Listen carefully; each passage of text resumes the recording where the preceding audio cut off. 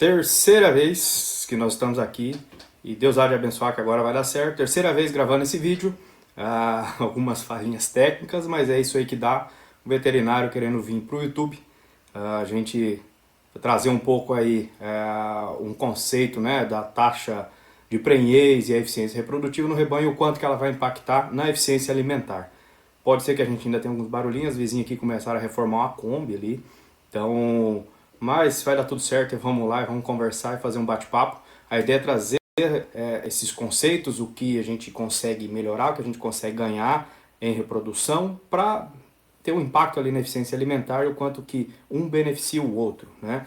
Eu montei aqui um mapa mental, né, para deixar mais organizado a ideia, montar um raciocínio, fazer algo prático para não delongar muito, ser de fácil visualização e que a gente consiga levar uma conversa aí bem interessante e produtiva. Então, aqui no mapa mental a gente começa o assunto que seria o aumente a eficiência do seu rebanho, né? E o quanto que tem um impacto na taxa de prenhez e justamente na rentabilidade do leite. O leite, como todas as atividades, precisa ser eficiente, né? Precisa ser eficiente para a gente ganhar dinheiro. Então, um dos pontos que a gente precisa de eficiência é justamente na reprodução. E nós vamos entender o porquê e alguns pontos que dá para ser trabalhado aí, né? E que a gente consiga realmente atingir alguns índices e ser mais eficiente e mais rentável.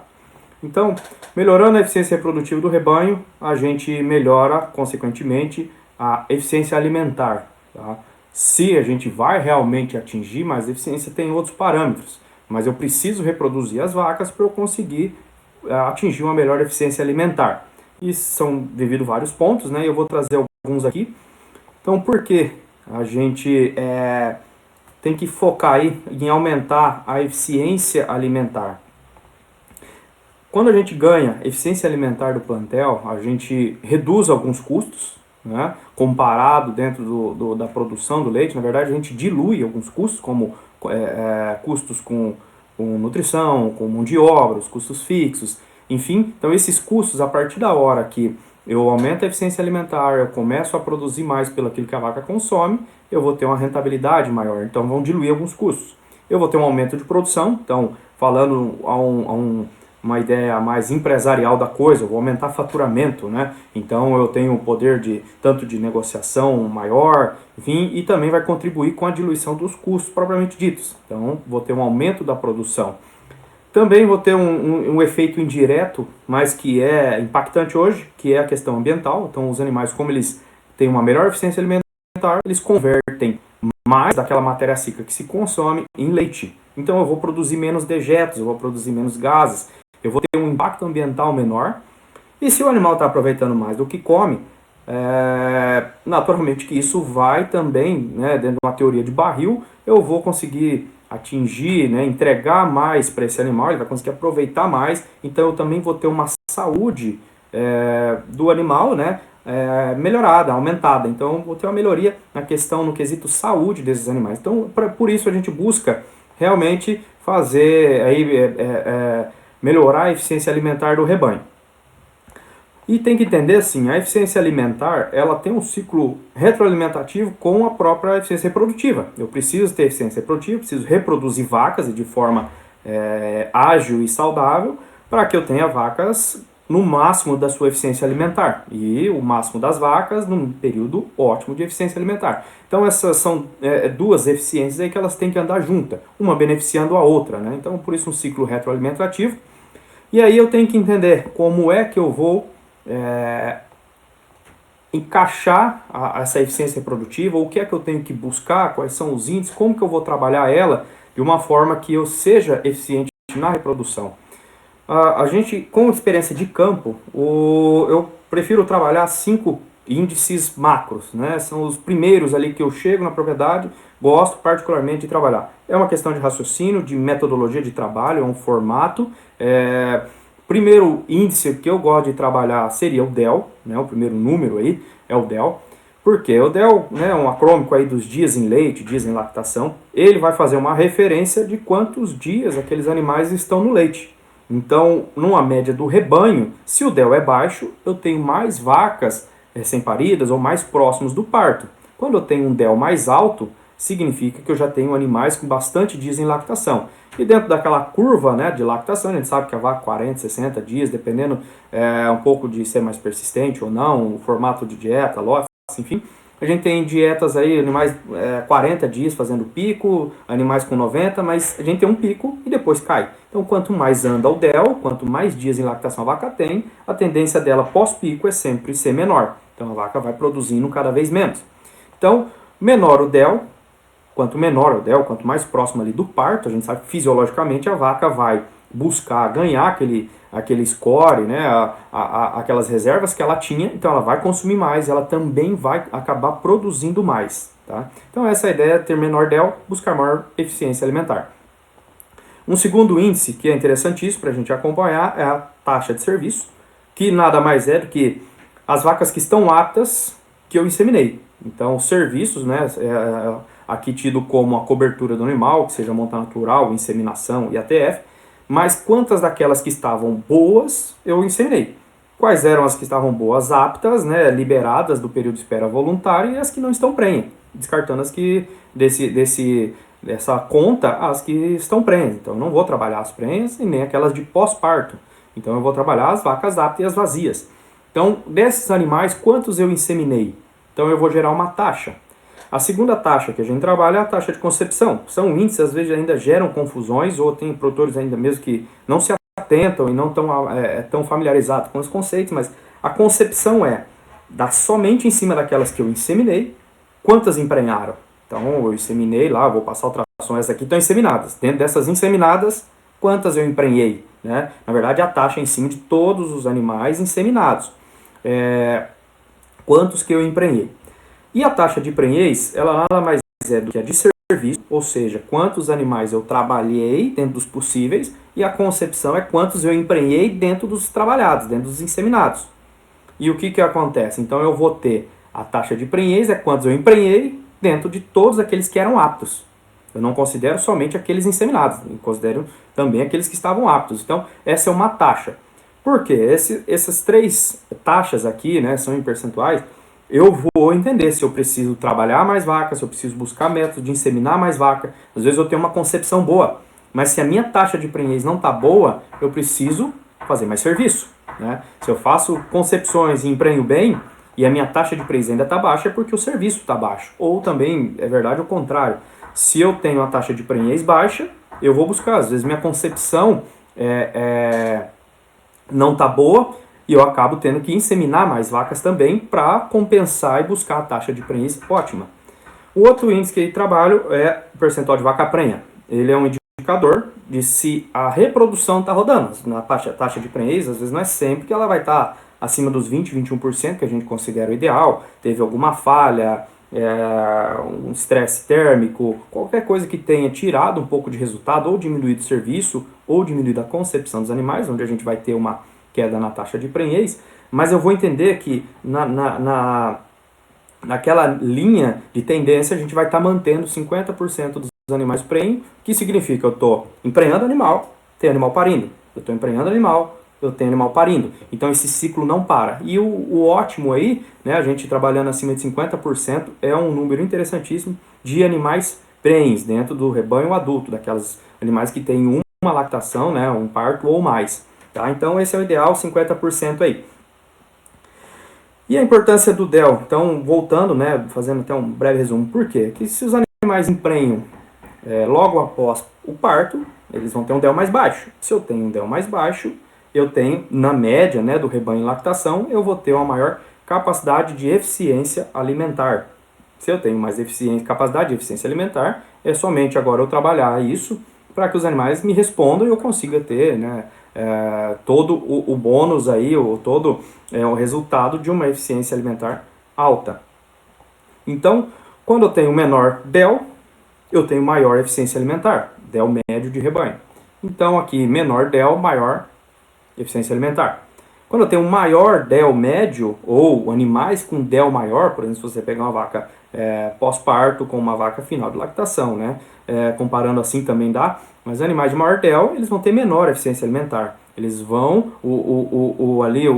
a mantença, aquela recuperação do organismo já foi atendida, então o animal começa a acumular, começa a ter menor ingestão de matéria seca, tem toda uma questão hormonal, então o animal segura um pouco o consumo e ele também começa a depositar para fazer uma reserva para uma eventualidade que ele venha a ter. Então, maior DEL, menor eficiência alimentar, ok?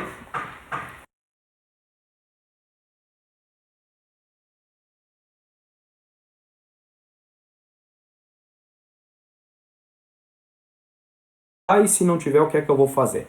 Então, o foco do trabalho na propriedade de leite é a gente baixar esse DEL, tá? Então, a gente tem que baixar esse DEL. E o que eu aconselharia? A gente faz, obviamente, as avaliações ginecológicas, né? Todo produtor com certeza faz, ele vai buscar uma assistência, vai buscar alguém que preste um serviço terceirizado ou subsidiado, enfim, de alguma forma. Mas dentro da avaliação ginecológica, existem alguns pontos que são interessantes de considerar. O período de espera voluntário, são animais que a gente são elegíveis para passar ultrassom, a gente tem que entender ali no pós-parto, identificar se a transição, o período de transição funcionou bem, se esses animais estão com regressão uterina, se já estão com contração, se tem vestígio fetal ou não, se a gente precisa acelerar de acordo com o DEL, como é que está a média disso daí, se já tem ovário ciclano, já deu um primeiro... Como estão os animais no período de espera voluntário, o famoso PEV. Estão bem, não estão, e eu já posso tomar algumas medidas em cima disso. As vacas aptas, né, aquelas que estão liberadas do PEV, estão beleza, está tudo ok com elas, já estão aptas a serem realmente trabalhadas e fecundar uma prenhez aí, né? Então, a gente precisa passar ultrassom nesses animais, fazer a avaliação ginecológica, né? Alguém ainda pode trabalhar no toque, acredito que sejam poucos, mas fazer a avaliação ginecológica. Vacinação mais 28 dias. Hoje, alguns veterinários mais experientes, 26 dias, depende da rotina de visita na fazenda, mas a gente trabalha bastante 28 dias, principalmente porque caseia aqueles 14 dias, a gente gosta de fazer visitas a cada 14 dias. Então, se eu tenho uma visita com 14, com mais 14, né, daqui na segunda visita após essa, eu estou fazendo um toque no animal, vendo se está prenho. A gente ganha tempo com isso e a gente começa a criar uma cultura de manejo, né? Esse manejo fica pré-estabelecido, as datas, tudo certinho, gera uma cultura de manejo dentro da propriedade. Então, quando os animais dão prenhes, né, a partir de 60 dias de inseminação ou 60 dias de prenhez, a gente faz um retoque para reconfirmar se esse animal está prenhe, continua prenhe, né? A gente sabe que as reabsorções até 42, 45 dias tem uma taxa considerável, é grande. Então, como a gente passa o ultrassom mais cedo ali com 28 dias, a gente faz uma reconfirmação a partir dos 60, tá? E aí, aos 180 dias de prenhez, a gente também faz. Não gosto de passar muito próximo da secagem, porque com 180 dias, o animal confirmou, a gente vai checar controle leiteiro, dependendo da propriedade, vai solicitar um CMT, para a gente ver se esse animal tem CCS alta, para a gente tomar alguma medida sanitária antes da secagem para minimizar o risco aí de estar parindo com a CCS alta, não produção de colostro, enfim, uma questão sanitária daí a gente antecipa um pouco aí e até porque depois de 6 meses de gestação o animal, se ele, uma eventualidade, tiver algum aborto, uma perda de gestação, fica visível, fica nítido, né? Então a gente pode, visualmente a gente consegue identificar. E a partir da hora das avaliações ginecológicas, a gente vai estabelecer os protocolos de IA e de IATF, né? Ou IA convencional ou com um tempo fixo.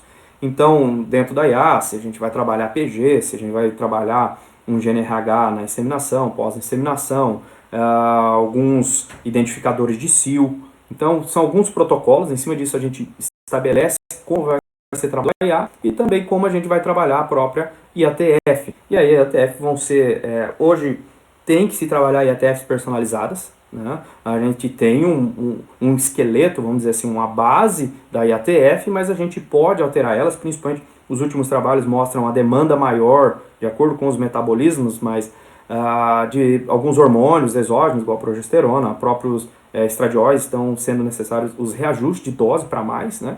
Então a gente precisa personalizar isso, a gente precisa entregar um pouco mais, né? E não é receitinha de bolo, vai lá, às vezes compra pacote pela questão de um preço e tal, mas a gente necessita, se a gente quer um trabalho melhorar, eficiente, a gente também tem que ser mais eficiente no que faz, ser mais técnico e entregar mais resultado. Além da IATF, é interessante fazer aí os protocolos otimizadores de ATF, que são os protocolos pré e pós-sync, ou protocolo ainda em PEV também. Enfim, são alguns protocolos otimizadores que a gente sabe que vai melhorar o resultado da IATF, ou até mesmo os protocolos de ressincronização precoce, né, os famosos D20, D22. Enfim, a gente tem bons resultados, até recentemente num evento grande de um laboratório aí, com o patrocinador Master aí, soltaram uns exemplos, um estudo sobre a ressincronização, né? E os índices não foram tão bons, mas se entrar para ver no estudo ali, fica alguns detalhes não colocados, né? Então parece que não funciona, mas a gente tem aí o resultado de 2 anos desse protocolo de ressincronização precoce aí, e ele sempre dá o mesmo resultado, sempre deu ali uma variação de 2 a 3% da IATF daquela semana. Então a gente não foge muito do resultado que está acontecendo na propriedade, tá? Se alguém tiver interesse, manda um direct, depois vai ter meu WhatsApp ali, eu posso compartilhar, a gente pode conversar sobre. Então, os protocolos otimizadores, antes ou depois da IATF, tá? CL acessório, pré-sync, injetável, implante utilizado, enfim. A gente busca otimizar isso aí. A análise de CCS, animais com CCS alta não emprenham, tá? Então, para isso a gente precisa estar fazendo as mensurações, as identificações dos animais, o próprio controle leiteiro, que além dessa questão sanitária da CCS, a gente vai ter a parte nutricional, como os animais estão respondendo à nutrição. Então ali também alguns ajustes, desde uma inversão, alguma ureia mais alta, enfim, a gente começa a identificar alguns pontos ali que também podem atrapalhar o nosso resultado e que vai impactar se a gente vai conseguir ou não baixar esse IDEL. O calendário vacinal, ele sabe-se que tem, praticamente todo mundo tem, mas pouca gente faz, então algumas propriedades ficam na mão do pessoal dos laboratórios e aí acaba deixando, aí o pessoal troca o consultor do laboratório e se passa. Então, o mais importante do calendário vacinal é fazer ele. Então a gente sabe, existem as vacinas, a gente estabelece, deixa isso bem fixo, bem cultural na propriedade, que precise fazer e respeitar e fazer realmente o calendário vacinal. E também o ponto principal do que eu acredito que seja aí para a gente conseguir baixar esse IDEL, porque esses passos anteriores a gente sabe, isso é prática, tem o cara que faz só a reprodução, tem o cara que faz o controle e tal, mas precisa-se de um entendimento da atividade para a gente conseguir aí realmente baixar esse IDEL e ter eficiência, que eu acredito que é a discussão dos resultados, tá? E isso a gente vai fazer necessária a presença do dono, do produtor, ou do gerente, do tomador de decisão ali, né? Ou de quando tem um consultor que realmente ali externo, ou da própria fazenda que direcione todas as ações. Quando a gente vai fazer só a reprodução, a gente precisa sentar e discutir tanto os resultados, como o caminho que vai ser trilhado, como o que está dando certo, o que não deu, as possibilidades que a fazenda dá para o técnico que vai realizar isso daí. Então a gente precisa, hoje é muito prático, às vezes a gente faz lista manual ainda, na folha, dependendo da situação, mas uma ferramenta muito interessante hoje, né? Todo mundo tem um computador, todo mundo consegue trabalhar um Excel aí, a gente migra bastante informação via até ou da própria lista gerada, né? Rapidinho vai lá e preenche no computador e já migra para uma ferramenta de gestão de rebanho ou o próprio tablet. Isso aí é na hora ali, preencheu já no Excel, já cai no computador. E a gente quer velocidade, a gente quer agilidade, então a gente também tem que fazer a nossa parte aí para buscar esse resultado. Então, a discussão e os resultados ali junto com o produtor é um serviço realmente interessante de fazer, que vai fazer muita diferença, talvez a maior diferença aí, dependendo do caso da propriedade, tá? Então, e em cima também, após ter essa discussão, entender o que vai ser feito, como vai ser feito, os resultados que tiveram, a gente precisa gerar as receitas e fazer o agendamento delas. Então, já que a gente está organizando todo esse processo, a gente precisa gerar receitas e entender, agora vamos fazer assim, agora vai ser feito assado, vai ser feito isso tal dia, tal dia, tal dia, essa vai ser a rotina, vai ser o manejo reprodutivo e tal hora e tal dia a gente volta a colher os resultados e já dar mais um passo no processo. Então, também é necessário essa geração e o agendamento das receitas. Muito técnico, ele vai lá e fala, faz a IATF aí seja o que Deus quiser. Não, tem que realmente gerar essa receita, deixar algo palpável, né? A palavra da moda, tangível aí, uma receita, um receituário. Vaca tal, vaca tal, vaca tal, vai ser feito isso, essa vai ser isso, isso, isso, na data tal, tal, tal, tal, tal. Às vezes o pessoal da propriedade tá ali, né, a correria, tem a questão do cotidiano, do trabalho rotineiro, que isso, às vezes a pessoa não está tão focado na rotina que quando tem algumas coisas extras, ficam um pouco ali deslocados, né? Então preciso fazer o agendamento, fazer essa geração das receitas para a gente buscar baixar realmente esse DEL aí e fazer o resultado aparecer, né? Então, a outra questão, então, da nossa busca realmente com todos esses processos, conhecendo aqueles 5 pontos principais, é fazer o aumento e a manutenção da taxa de prenhez. Então, eu quero jogar a minha taxa de prenhez lá, aumentar serviço, aumentar a concepção para eu aumentar a minha prenhez e mantê-la lá em cima, né? Melhorar e controlar esses índices reprodutivos, então eu vou entender quando um dá uma deslizada, quando um dá uma caída, se é a CCS que está impactando, se é o outro lado ali. Então eu tenho que controlar os índices para eu poder explorar a reprodução, consequentemente a eficiência alimentar, para eu ter mais assertividade, vou ter um ROI melhor. Então se eu vou ser mais assertivo, eu vou gastar menos para ter o mesmo resultado, ou vou gastar o mesmo tanto, vou ter resultado melhor. Então eu preciso melhorar o meu ROI, ser mais assertivo nas minhas ações. Quero velocidade, precisamos emprenhar a vaca o mais breve possível, dentro de uma fisiologia, dentro do que é normal para o animal, mas temos que buscar resultado, mas assim, o quanto antes. Tem que entender a propriedade, como é que está o sistema, quando que as vacas estão emprenhando bem, né, qual ali o início dos trabalhos que está dando mais resultado. Enfim, então eu vou buscar velocidade respeitando a fisiologia dos animais, a redução dos dias em leite, que eu vou ganhar eficiência alimentar, e a chave do sucesso na propriedade de leite, que é incremento de produção por quilo de matéria seca ingerida. Então eu vou aumentar o tanque das minhas vacas, vamos dizer, comparando a um carro aí, né? Eu vou aumentar o tanque de combustível, vai caber mais combustível, eu vou conseguir chegar mais longe. Então essas vacas vão conseguir produzir mais, eu vou aumentar a capacidade produtiva delas, convertendo melhor a eficiência delas, tá? Então, esse é o desafio de todo esse processo, tá? Então aqui eu vou mostrar rapidinho também uma breve apresentação sobre a parte nossa. Isso, né, é o que a gente considera que deve ser feito nas propriedades. Então, dessa forma, tem dado certo, a gente tem conseguido manter serviço, concepção, prenhez, DEL e percentual de vaca prenha, tá? Então aqui é uma breve apresentação. A Milk Machine é o nome do nosso programa. A gente trabalha isso nas fazendas, a gente faz a parte a campo, e a gente faz de 3 maneiras esse programa. A gente trabalha com consultoria, mentoria e assessoria. Então a diferença entre os 3, a consultoria basicamente seria uma prestação de serviço da gente, do próprio produtor, ou às vezes existem empresas que pagam essas consultorias, tá? Existem também outros consultores próprios de empresas ou terceirizados, que vai lá apontar o que está errado. Ele vai identificar, vai fazer uma abordagem, vai entender aquilo ali e vai mostrar, ó, isso aqui está errado, o gargalo é esse, aqui não está dando certo por causa disso. Isso é uma consultoria, ela não tem tanta constância, nem tanta rotina. Então o consultor vai lá e faz uma consulta. Né? Quando estou precisando de alguma coisa, para identificar o que está errado, vai ao consultor. A gente trabalha dessa forma também.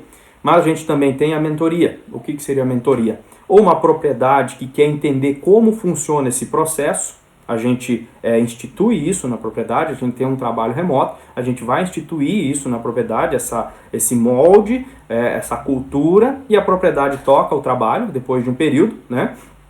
Essa é uma forma de mentoria. Ou também com profissionais técnicos que querem passar para essa pecuária mais tecnológica, mais ágil, né? Ou profissionais recém-formados que ainda estão buscando mais experiência, mais bagagem para poder oferecer um serviço mais técnico e mais preciso. Então a gente também trabalha esse formato de mentoria, mas a conversa aqui é mais para a gente entender sobre a assessoria, né? Esse é um trabalho feito, a gente consulta em cima disso, a gente passa essa cultura, a gente faz essa mentoria, mas também a gente faz a assessoria, que é quando a gente atende o produtor, a gente consulta ele lá praticamente mensal, quinzenalmente, a gente faz a implantação desse sistema dentro da fazenda, mas a gente também põe a mão na massa. A gente também vai passar ultrassom, a gente também vai fazer os relatórios, a gente vai fazer o controle, ajuste das dietas, enfim, dependendo da necessidade de cada caso. Então,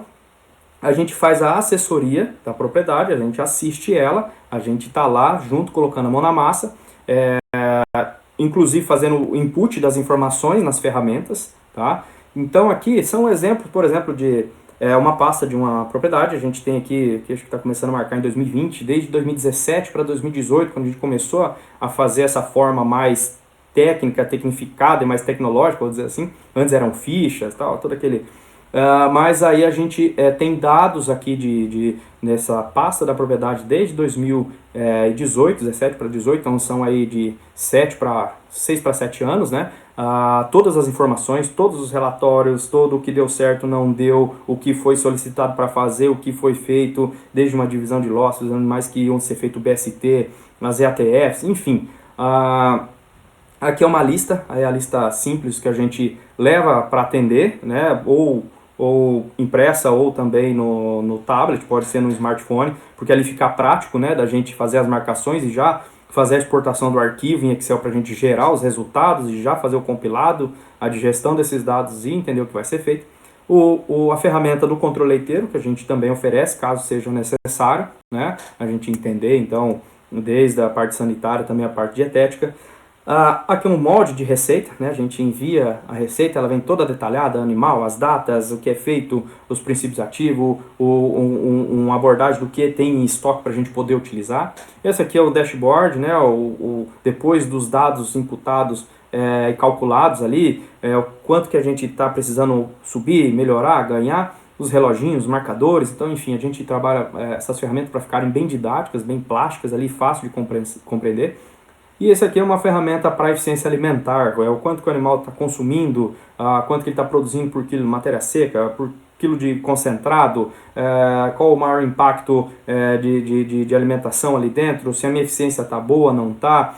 Enfim, é uma outra ferramenta, né, dentro de um programa de nutrição que a gente faz todos esses cálculos.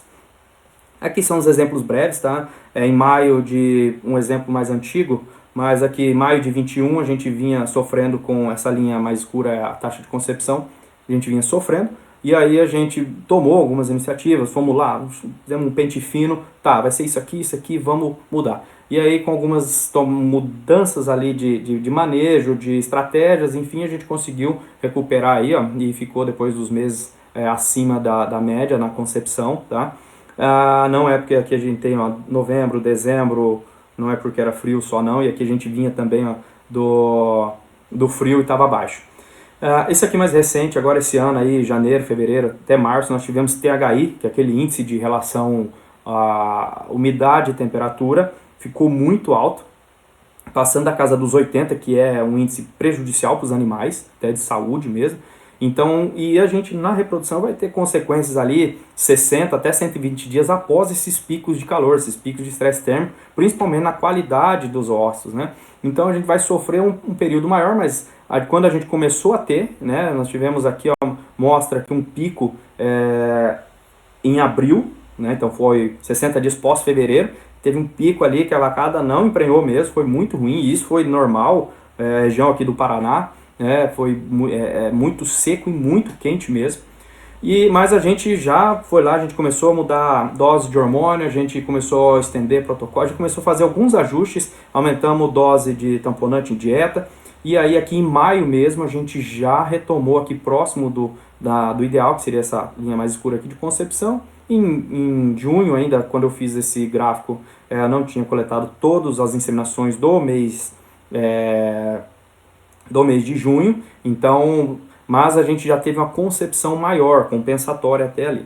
E aí quando a gente busca essa concepção maior, inseminando bem a quantidade de animais, a gente vai ter igual aqui, né? Eu tenho bastante, sempre animais parindo, sempre animais secando. Aqui eu tenho um acréscimo um pouco maior de animais, porque as novilhas a gente também trabalha, faz pressão nas novilhas para fazer entrarem logo, né, em lactação. Então aqui para a gente manter sempre animais parindo e animais secando, respeitando aquela taxa de animais preenem no rebanho. Esse é um outro gráfico, né? Ele fica talvez um pouco menor ali, mas essa linha aqui é de 60%, tá? Então aqui a gente mostra como a gente tem constância, tá, de trabalhar próximo aqui, às vezes um pouco a mais, um pouco a menos, mas a linha de tendência está na casa de 60% de serviço dos animais lá que eu tenho que trabalhar e que são trabalhados. Essa linha laranja, ela vai aqui ó, de 30 a 40, tá? Essas duas, esse intervalo aqui. Então ela está aqui bem ao meio, que a gente pede 35% de concepção. Então aqui a gente consegue, ó, há 2 anos aí praticamente essa linha tá acima de 35%, né? Ou ali na casa dos 35% nessa linha de tendência. Então a gente mostra que realmente aqui, né? Que caiu um pouquinho, é reflexo disso aqui. Tá? Mas aí a gente nos próximos meses já vai subir, enfim. O interessante é ter consistência, ter persistência no trabalho para a gente manter essas linhas aí numa tendência no nível ideal. E aqui 20% que é a prenhez, tá? A taxa de prenhez, então a gente vê aqui a linha verde, ó, ela andando em cima da linha de 20% aqui, 21%, ok? Então essa é a ideia do que tem que se fazer na propriedade, tá? Para buscar essa eficiência alimentar tendo eficiência reprodutiva. Melhorando a eficiência reprodutiva, a gente vai conseguir mais leite. Reduzindo o DEL médio do rebanho, a gente também aumenta a produtividade, porque a gente ganha capacidade de produzir mais. E garante também a viabilidade econômica do rebanho. A gente melhora a ROI, a gente melhora o retorno em cima daquilo que as vacas estão comendo, elas vão dar resultados superiores. Para isso, precisa então de agendamento de visitas periódicas, a consciência do técnico do que tem que ser feito, mostrar índices, mostrar resultados. Eu falo que é interessante que a gente vai na propriedade, então a gente dá a cara, e eu tenho que voltar com 14 dias, então se der errado eu tenho que ir lá e ouvir mesmo e tal, e também fazer minha contrapartida, vamos buscar por aqui e tal, então a gente tem que dar a cara mesmo, estamos lá junto, a gente faz parte do processo, a gente comenta muito que o nosso trabalho é uma coisa assim bem, não que é difícil, mas é um trabalho que a gente tem que ser muito sério, porque a gente está trabalhando para alguém ganhar o sustento dele, o dinheiro dele, para aquela atividade ser rentável. Então a gente tem que errar o mínimo, lógico, ninguém é perfeito, mas quando a gente tem que identificar pequenas falhas para a gente já colocar as coisas no eixo e não tornar a coisa improdutiva, sem sucesso lucrativo.